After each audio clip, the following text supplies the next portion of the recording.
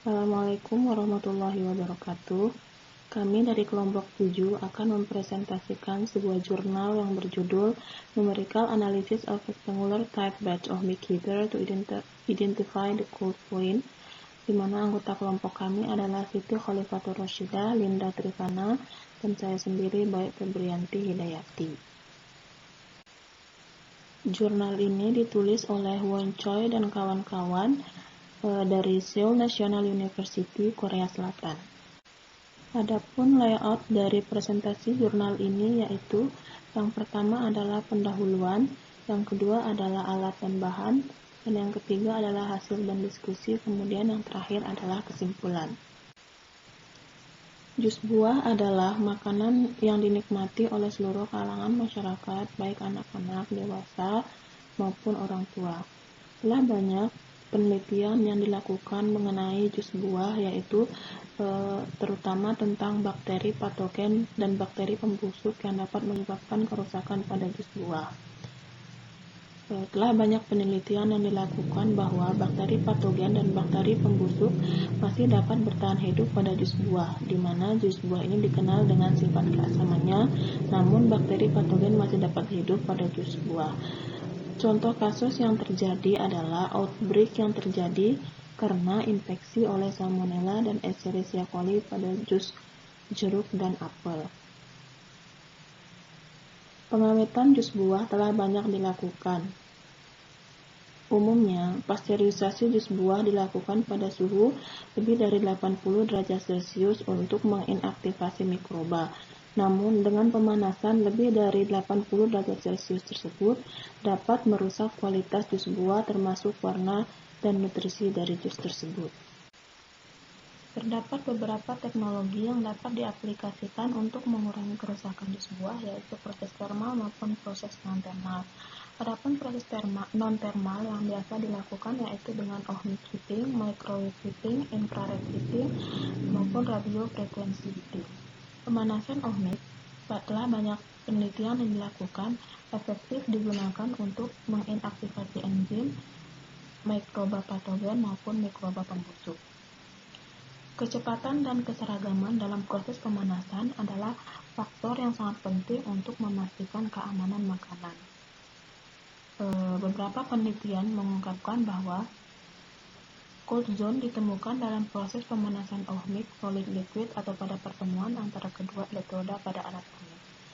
Pada gambar di bawah ini menunjukkan distribusi panas pada ohmic heating, di mana pada gambar terdapat zona yang berwarna biru. Zona tersebut menunjukkan cold zone atau zona dingin.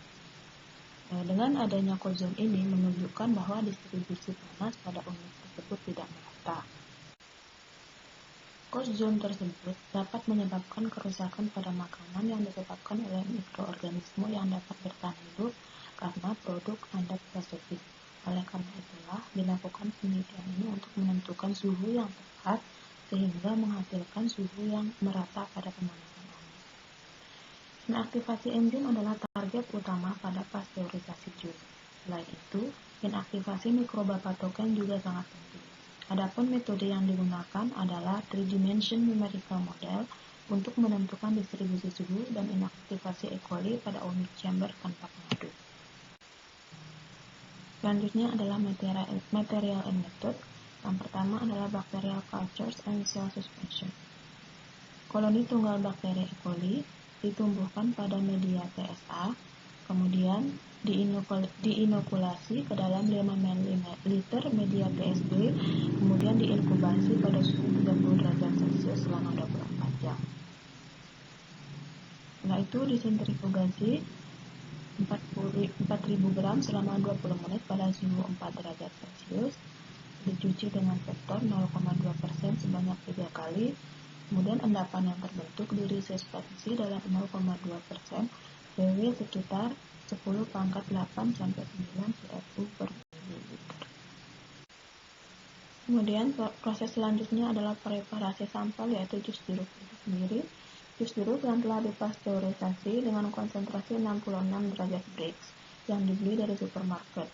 Adapun konsentrasi jus jeruk yang akan digunakan yaitu sebesar 13 derajat Brix.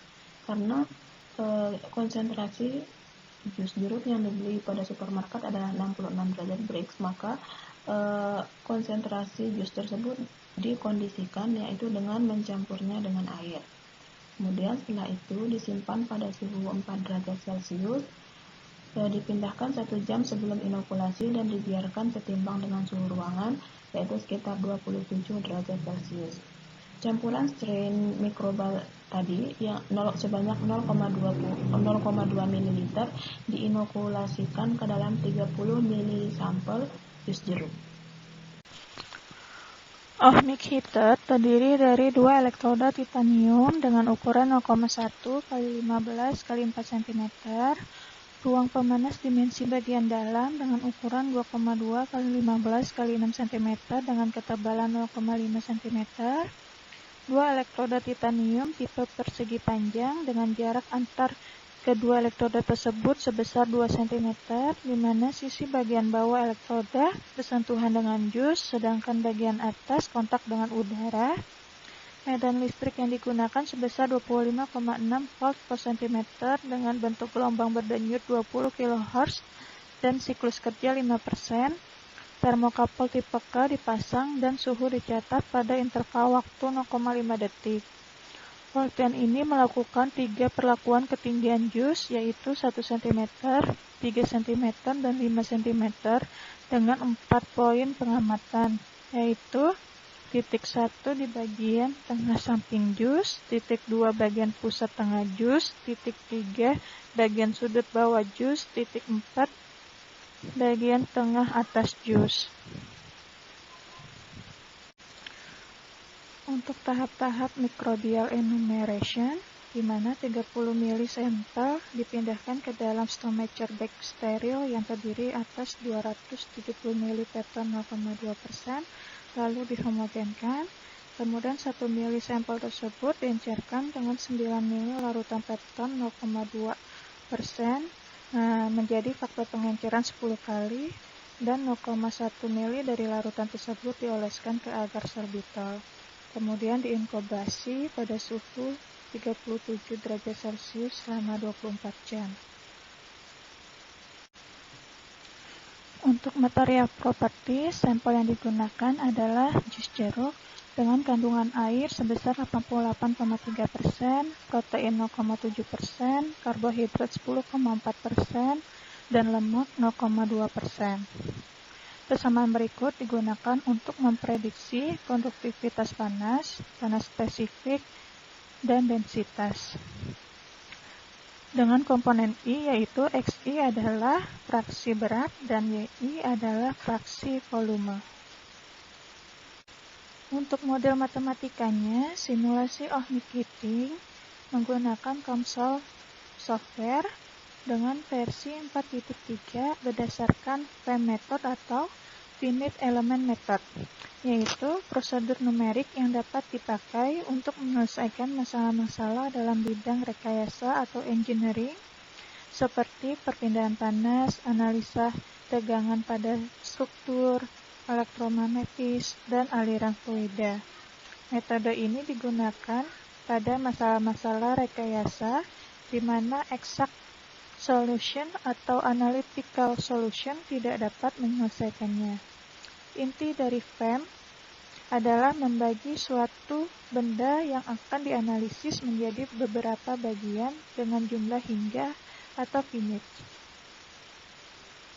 Governing equation for pathogen inactivation yaitu DC per DT tambah V dikali minus D kali V kali C sama dengan R, di mana C adalah konsentrasi dengan satuan CFU per mili kali meter kubik. R adalah kecepatan reaksi dengan satuan CFU per mili kali meter kubik kali second. Inaktivasi E. coli mengikuti reaksi orde 1, yaitu R sama dengan minus Kc, dengan K adalah konstanta kecepatan reaksi dengan satuan per second. Untuk memprediksi inaktivasi E. coli, K sama dengan 2,303 per dt. Untuk boundary condition, di mana tidak ada patogen pada dinding, mengikuti persamaan garis U kali D kali V kali C sama dengan 0. Simulation setup yaitu distribusi suhu jus jeruk dan inaktivasi E. coli selama off-mic heating dianalisis dengan COMSOL software. Software tersebut menggunakan 3 dimensi geometri dari chamber off-mic. Untuk mengetahui pengaruh perlakuan ketinggian jus jeruk terhadap kecepatan pemanasan, maka diamati 4 poin pada setiap sampel jus jeruk, yaitu poin 1 bagian samping tengah jus, poin 2 bagian pusat tengah jus, poin 3 bagian sudut bawah jus, dan poin 4 bagian atas tengah jus. Suhu, distribusi velocity, dan konsentrasi E. coli dianalisis pada setiap perlakuan sampel dengan waktu treatment antara 0, 25, 50, 75, 100, dan 110 detik selama 2 tahap proses. Suhu awal yang digunakan yaitu 20 derajat Celcius dan konsentrasi awal E. coli sebesar 10⁵ CFU per mili. Analisis statistik yaitu untuk peningkatan temperatur dan inaktivasi E. coli dilakukan 3 kali ulangan. Suhu jus jeruk dan populasi E. coli dianalisis dengan uji T menggunakan software SAS. Perbedaan signifikan antara eksperimental dengan hasil simulasi ditentukan dengan alfa 5%. Untuk hasil dan pembahasan terdiri dari 5, yaitu model verifikasi, 2 tahap proses, temperatur, velocity, dan konsentrasi dari patogen. Untuk model verifikasi, kita bisa lihat dari desain model simulasi antara hasil simulasi dan eksperimental antara suhu dan populasi ternyata memang tidak ada beda nyata. Dan untuk kenaikan suhu yang paling cepat itu terjadi pada poin 2 yaitu di pusat tengah. Bisa dilihat dari hasil nilai suhu kenaikannya lebih tinggi dibandingkan titik yang lain. Sedangkan kenaikan suhu yang paling lambat terjadi pada poin 3 yaitu di bottom corner bagian bawah sudut bawah dengan hasil kenaikan suhunya yang paling lambat. Untuk tahap proses di sini dilakukan 2 tahap. Yang tahap pertama yaitu tahap pemanasan di mana suhu dinaikkan pada 80 derajat Celcius sampai suhu top middle. Dan tahap kedua yaitu tahap pendinginan, electrical power dimatikan untuk inaktivasi bakteri patogen dengan panas laten. Untuk hasil simulasi distribusi suhu, bisa dilihat dari model 3 cm, suhu mengalami kenaikan ini berbanding lurus dengan waktu treatment off-mic heating yang diberikan. Semakin lama waktu treatment yang diberikan, suhunya semakin naik. Dilihat dari indikator warna yang berubah, semakin warnanya merah, suhunya semakin tinggi. Dari hasil simulasi suhu di ketiga model yaitu di 1 cm, 3 cm, dan 5 cm, trennya sama yaitu kenaikan suhu terjadi setelah waktu 60 detik dan suhu tertinggi itu mencapai 70 sampai 80 derajat Celcius, sedangkan suhu terendahnya mencapai 60 derajat Celcius. Setelah waktu interval 110 detik, terjadi inaktivasi E. coli sebesar 5 log, yaitu pada suhu 56,8, 57, 55,9 derajat Celcius pada ketiga model tersebut.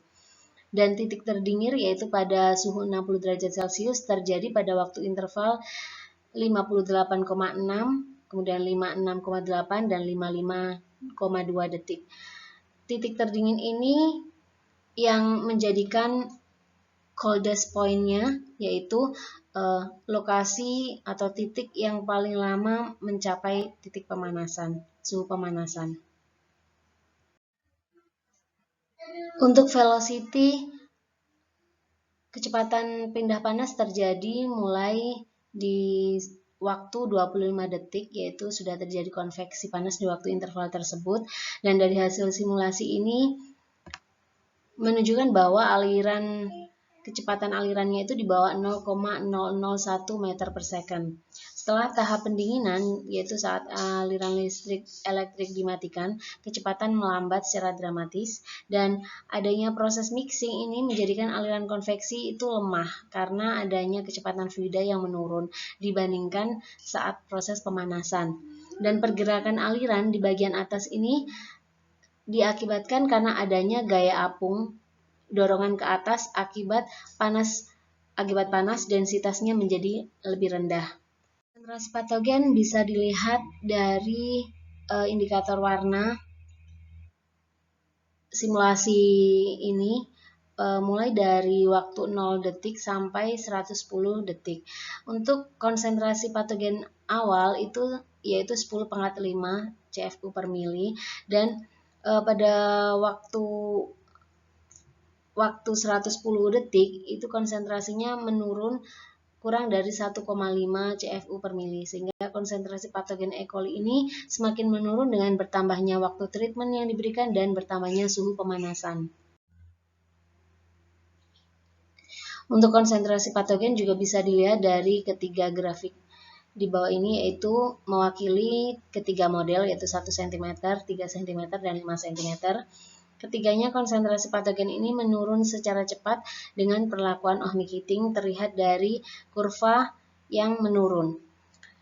Pada waktu treatment 65 detik, terjadi inaktivasi E. coli penurunan sebesar 5 log untuk poin 1 dan 2, yaitu sisi samping dan di sisi tengah pusat.